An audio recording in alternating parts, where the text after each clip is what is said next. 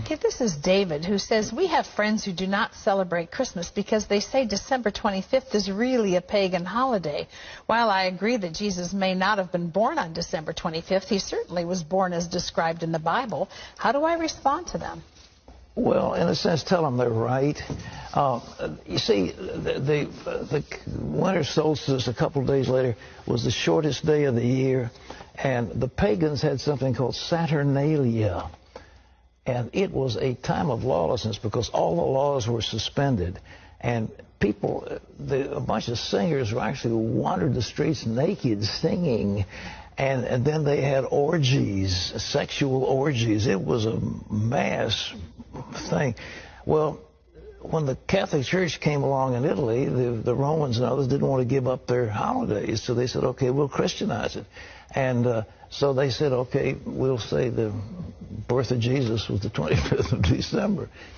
And then there was a monk who began to add it up. You see, if you read in Luke, it says there's a census taken when Quirinius was governor and so forth and so on. And they could take those leaders and figure the exact time dating from the foundation of Rome. And that's when the dates were established. And so they get pretty close to the date. But to say it's the 25th, shepherds were out abiding in the field. It gets a little cold at night. I mean, were they out there in the middle of winter? You know, I don't know. I've been out there on the shepherd's field on Christmas Eve. It's very nice. But it's cold. And nevertheless, I mean, what was going on? So all this business about mistletoe, pagan. Christmas trees, pagan. Giving out gifts, pagan.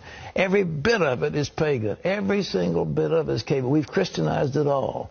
And so that's good. And so we have time. We celebrate for Jesus. And everybody gets all misty-eyed. But the truth is, they're all pagan.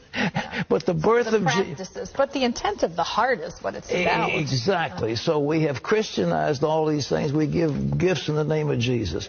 We celebrate.